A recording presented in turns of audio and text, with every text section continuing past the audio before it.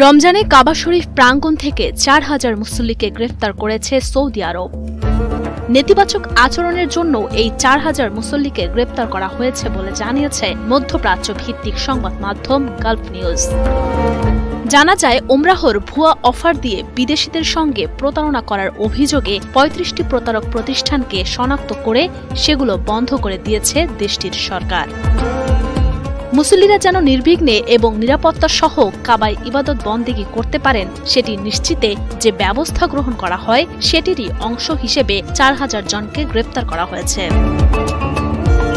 Gulf নিউজের সেই প্রতিবেদনে আরও বলা হয়, বছরের অন্যান্য সময়ের চেয়ে রমজানে কাবায় মুসল্লিদের ভিড় বৃদ্ধি পায়। বিশেষ করে রমজানের শেষ ১০ দিনে মুসল্লিদের ঢল নামে।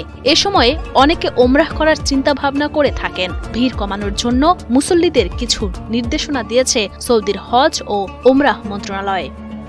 মন্ত্রণালয় এক নির্দেশনায় মুসল্লিদের আহ্বান জানিয়েছে, কাবায় আসার বদলে তারা যেন হোটেলে নামাজের যে ব্যবস্থা রয়েছে সেখানে নামাজ আদায় করেন।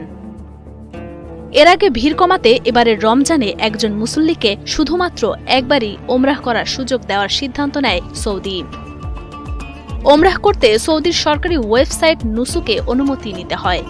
কেউ যখন একবার ওমরাহ করেন তখন সেটি অ্যাপে লিপিবদ্ধ হয়ে যায়। যখন একই ব্যক্তি আবারও ওমরাহর অনুমতি চেয়ে আবেদন করেন তখন তাকে একটি বার্তা পাঠানো হয়। এতে বলা থাকে, রমজানে একজন